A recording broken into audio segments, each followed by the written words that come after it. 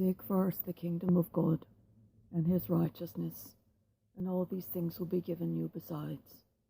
Do not worry about tomorrow. Tomorrow will take care of itself. Sufficient for a day is its own evil. Worries about food I have done, and still will often do, for relying upon the systems of food support in this nation of plenty, where over 1/10 of all of the children suffer from malnutrition, simply for the want of basic good food that is supposed to be provided through the schools. But now these are often full of the same adulterated foods that were common in the Reagan era. Counting ketchup as a food so as to meet the necessary 3 servings of food occurred in over 1,176 school districts in the school year 2018-19 that just ended. Counting potato chips as a vegetable in over 2,227 districts to meet the requirements of 2 vegetables, because it is, quote, too difficult to cut up and portion fruit and vegetables. You lazy cheap puds. You cut up and did the portions just fine when you had to for Obama. But you whined, ew, poor us, ew, right up until First Lady Michelle Obama came and put her fashionable boot up your backsides and stepped up and cut and portioned those veg and fruit herself. You shut the hell up after that, now didn't ya? But as soon as the fat orange thing says, nope, let them get fat and orange, you stopped buying the good fruit and veg and bought the expensive, processed fruit and veg. So the same dollars fed fewer kids. You're still able to hire the same number of people, but suddenly those same number of people do less work. Shame on you. Lack of leadership means evil can step into place. You didn't need to help those kids, but now you're helping yourselves. You should be ashamed. Go back. Do your budgets again. Get the fruit and veg back into the diets of those children. Their lives, their brains depend on you. They can't think in school because of you. And 2/3 of those that are on Social Security, whether through age or through disability, need to receive food stamps. Even though the food budget of Supplemental Nutritional Assistance Program, SNAP, that's what food stamps is called now, hasn't been updated since the Ford president was in office. Now think, have grocery prices changed since 1976? That's the last time the federal government updated the grocery budgets for food stamps or SNAP. Have the food prices changed in those, 43 years? Have they? Oh, well, please tell the GOP then. They continually want to cut this program, which is oddly enough in the Farm Bill. No farmers. You remember them.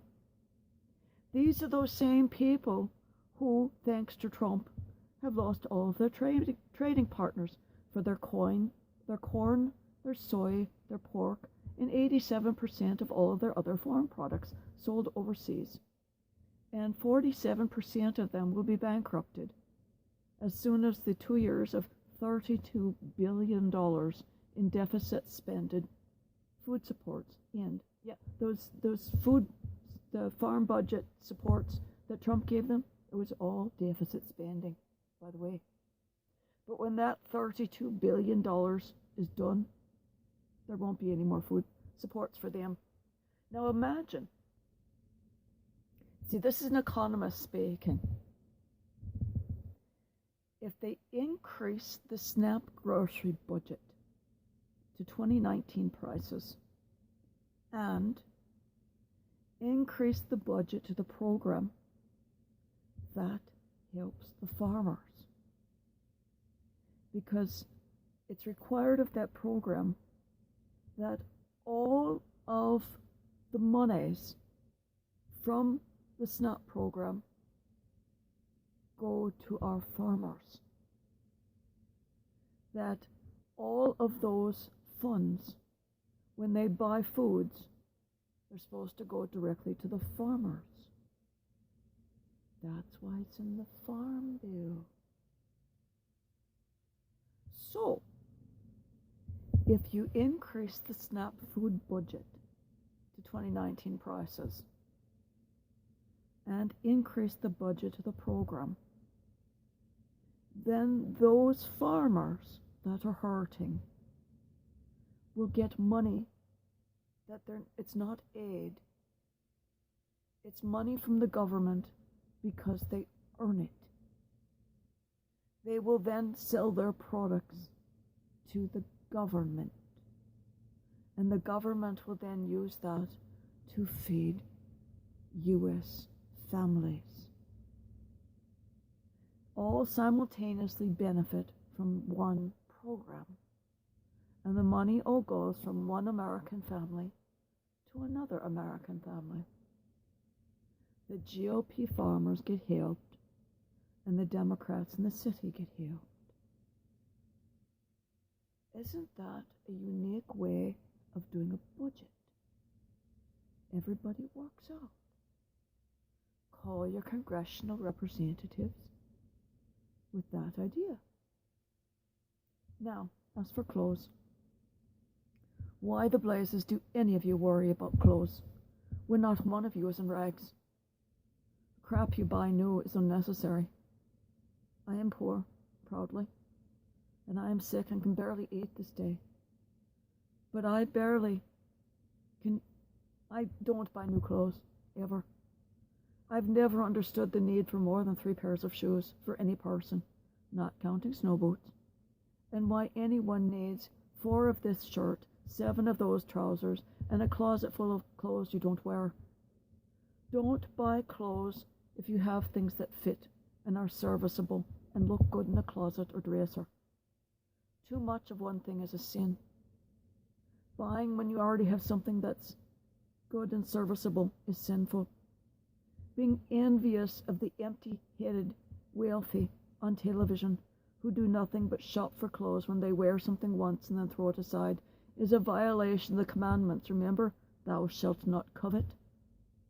Clothing is meant to cover thy nakedness, not to flaunt and make you beautiful. Clothing is purposeful. You dress nicely but serviceable. You are a Christian man or woman. Behave as such. Sufficient to the day is its own evil. Don't look toward tomorrow, allowing evil into today. Live today and only today. Don't look forward to tomorrow's problems. That's what that means.